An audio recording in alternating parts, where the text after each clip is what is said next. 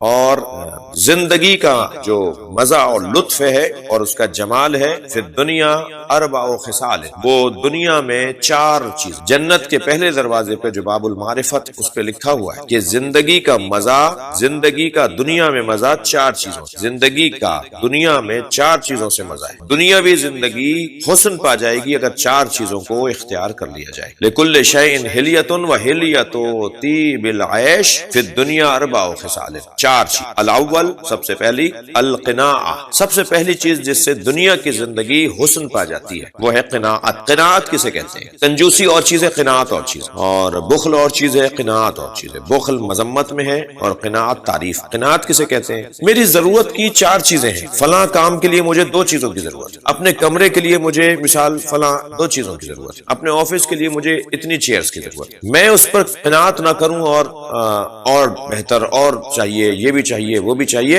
اور اپنی زندگی کو مشکل بنا لوں۔ قناعت پسندی، قانے ہو جانا لفظ بولتے ہیں اردو، قانے یعنی میں قانے ہو جاؤں کہ جو اللہ نے مجھے دیا ہے بس بہت ہے، اتنا سامان جمع کروں جسے میں اٹھا سکوں۔ یہاں میں اپنے محترم سننے والوں کے توسط سے ایک کسوٹی یہ دے رہا ہوں کہ ہم دنیا میں اگر اتنا سامان جمع کر لیں کہ اچانک ہم سے کہا جائے کہ سامان اٹھاؤ اور چلو، تو ہم جتنا اٹھا سکتے ہوں وہی ہماری ضرورت ہوگی نا۔ جو ہم اٹھا نہیں سکتے پھر ہم بھاگتے ہیں، دوڑتے ہیں، یہ لے لو وہ لے لو، وہ چیز زیادہ ضروری ہے وہ چیز کم ضروری، تو جو ضروری چیزیں ہم اٹھا لیتے ہیں وہ ہماری ضرورت، اور جو چیزیں ہم چھوڑنے کو تیار ہو جاتے ہیں وہ ہماری ضرورت نہیں۔ بس جو چیزیں ہم کسی ایمرجنسی میں، کسی اضطرابی کیفیت میں اپنی ضرورت کی چیزیں اٹھاتے ہوں وہ ہماری ضرورت ہے، اور اسی پر قناعت کرنا چاہیے۔ یہ حسن ہے دنیا کے زندگی کا۔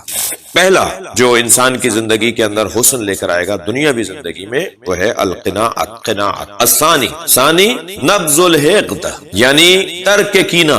نبذ الحقد، حقد کہتے ہیں کینے کو۔ جناب زہرا سلام اللہ علیہا جب بچوں کی صفات بیان فرما رہی ہیں کہ مجھے بچوں کی 5 خصلتیں اچھی لگتی ہیں، تو ان سے طالب نے، پوچھنے والے نے، چاہنے والے نے، ایک خاتون نے سوال کیا، بی بی وہ 5 خصلتیں فرمایا الاول الباکون انہم الباکون، سب سے پہلی صفت مجھے اچھی لگتی ہے کہ روتے بہت زیادہ ہیں۔ انی احب من الصبیان 5 خصال، ظہر ربی میں علامہ آیت اللہ جزائری نے اسے لکھا ہے، نعمت اللہ جزائری نے۔ الاول انہم الباکون، سب سے پہلی صفت مجھے بچوں کی یہ اچھی لگتی ہے کہ یہ روتے زیادہ ہیں۔ شاید ہمارے ہاں تو بچہ زیادہ روئے تو اسے ڈاکٹر کو دکھایا جاتا ہے، البتہ زیادہ رونا اور غیر معمولی رونا تو یقیناً ڈاکٹر کو دکھانا چاہیے، لیکن بچہ تو روتا ہے، بچے کا تو آنا ہی روتے کے ساتھ، تو بچوں کا چھوٹی چھوٹی باتوں پہ رونا یہ بیوی کہتی ہے مجھے اچھا لگتا ہے۔ یہ رو کر یہ بتا رہے ہوتے ہیں کہ جن کا دل نرم ہوتا ہے وہ زیادہ رو، بچوں کا دل، عورتوں کا دل بہت نرم ہوتا ہے، اس لیے خواتین میں بھی گریہ جلدی سامنے آ جاتا ہے اور بچوں میں بھی گریہ سامنے آ جاتا ہے۔ الثانی لا یتخرون لغد،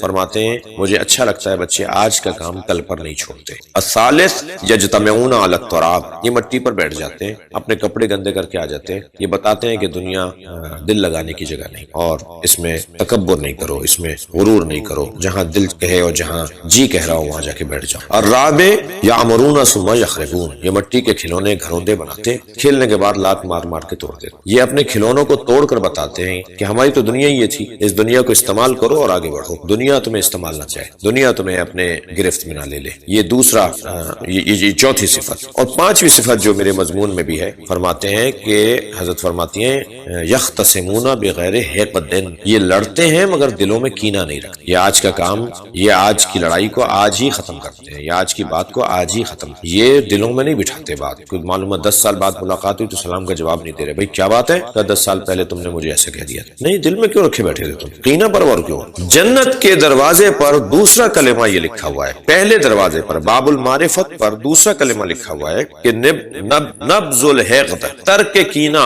زندگی دنیاوی زندگی کا حسن، کینہ نہیں رکھو، ختم ہو گئی بات۔ وہ ایک لفظ کہا جاتا ہے کہ رات گئی بات گئی، ایک گفتگو ہوئی تھی، ایک بات ہوئی تھی، ایک تکرار ہوئی تھی، ایک تناؤ ہوا تھا، اس وقت میں ختم ہو گیا تھا، اب یہ نہیں کہ نسلوں میں منتقل کریں گے۔ بعض لوگ اپنی اولادوں کو بھی سمجھا کے جاتے ہیں کہ فلاں سے نہیں ملنا، کتنے تم خدا سے بے خبر ہو، کتنا تم دنیا کے اسیر ہو کہ اپنے بچوں کو بھی منتقل کر رہے ہو برائیوں۔ ایک بات ہوئی تھی، ایک لڑائی ہوئی تھی، اس کو ختم کرو۔ یہ نبذ الحقد جو ہے، یہ ترک کینہ، یہ در حقیقت انسان کی دنیاوی زندگی کا حسن۔ الثالث ترک الحسد، تیسری چیز حسد چھوڑنا، اسے پیسے کہاں سے آ رہے ہیں، اس کے پاس دولت کہاں سے آ رہی ہے، اس کا گھر اتنا اچھا کیوں گیا، اس نے وہ گاڑی کیوں لے لی، اور اگر لے لیا تو اس کی کاٹ چاٹ کرنا، اس کی مخالفت کرنا، اس کے عیب نکالنا، اور محسوس ہو جاتا ہے کہ ان کو خوشی نہیں ہو رہی کسی عزیز کی کسی ترقی کرتے ہوئے، کسی گھر کو دیکھ کر، کسی گاڑی سواری کو دیکھ دیکھ کر، یہ انتہائی خطرناک بات ہے. یہ انسان نہیں ہے ایسا آدمی جانوروں میں ہوتا ہے یہ کہ اس نے اگر کوئی گوشت پکڑ لیا جا کر، اس نے کوئی شکار پکڑ لیا جا کے، تو دوسرے اسے چھین رہے ہوتے ہیں اور وہ کھانے نہیں دے رہے ہوتے. اور یہ چھیننا ہی تو ہے کہ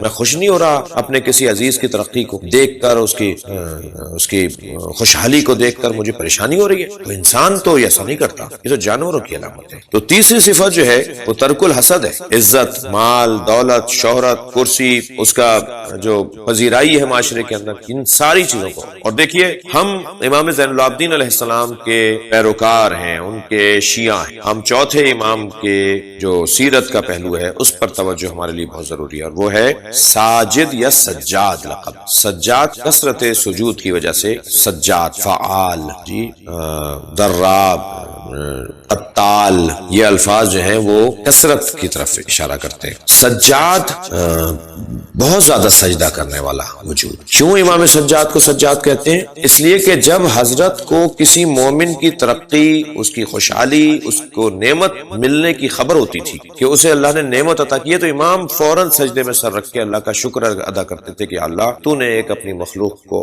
ایک نعمت اور دے دی، تیرا شکر ہے کہ تو نے ایک مخلوق کو اور ترقی دے دی، چاہے اسے پتہ نہ ہو کہ امام نے اس کی نعمت ملنے پہ اللہ کا شکر ادا کیا ہے. امام کے چاہنے والے کسی بھی انسان کو اگر خوشحال دیکھیں تو اللہ کا شکر ادا کریں کہ انسان خوشحال ہے. پھر کسی بھی مسلمان کو دیکھیں تو اس کا انہیں خوشی ہونی چاہیے، اور پھر کسی بھی مومن اور عزیز و قریب کو دیکھیں تو اور خوشی ہونی چاہیے، اور اس خوشی کا اظہار کریں، مبارکباد دیں، خوشی کا اظہار کریں کہ تمہیں اللہ نے یہ عطا کیا ہے. لہذا ترک الحسد یہ اس دنیا کی عیش و آرام بڑھانے کا ذریعہ معصوم بیان فرما رہے ہیں. الرابع، چوتھی چیز کیا ہے کہ جو اس دنیا کی خوشحالی کا سبب بنے گی، وہ ہے مجالس و اہل الخیر، نیک لوگوں کی صحبت میں بیٹھنا، نیک لوگوں کی، صالحین کی صحبت میں بیٹھنا. مجالس الصالحین داعیۃ الی الاصلاح، یہ لوگ جو ہوتے ہیں جو نیکی کے کاموں کی طرف بلا رہے ہوتے ہیں، جو خوبیوں کی طرف بلا رہے ہیں، انہیں اپنا دوست بنانا، ان سے دوستی رکھنا، ان کے قریب جانا، ان کے ساتھ بیٹھنا. میں یہ بات کئی جگہ کر چکا ہوں، ہو سکتا ہے کسی کے لیے تکراری ہو، کہ